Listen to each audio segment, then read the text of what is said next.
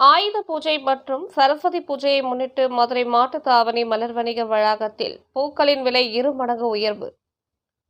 மதுரை மாட்டுத்தாவணி பேருந்து நிலையம் அருகே உள்ள மலர் வணிக வளாகத்தில் மதுரை மாவட்டம் மட்டுமின்றி திண்டுக்கல், தேனி, சிவகங்கை, விருதுநகர், ராமநாதபுரம் மாவட்டங்களில் இருந்தும் பல்வேறு வகையான பூக்கள் விற்பனைக்கு வருகின்றன.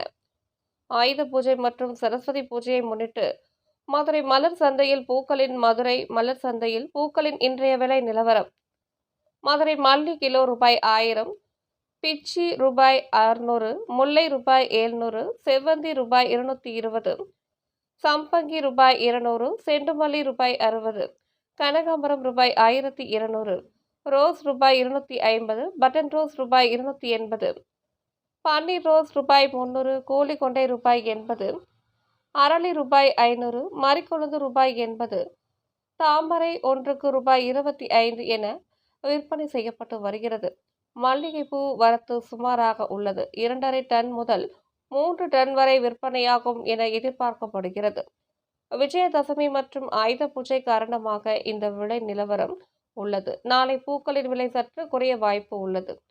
பொதுமக்கள் அதிகமானோர் ஆயுத பூஜை மற்றும் சரஸ்வதி பூஜை காரணமாக பூக்களை அதிகமாக வாங்கி செல்கின்றனர்.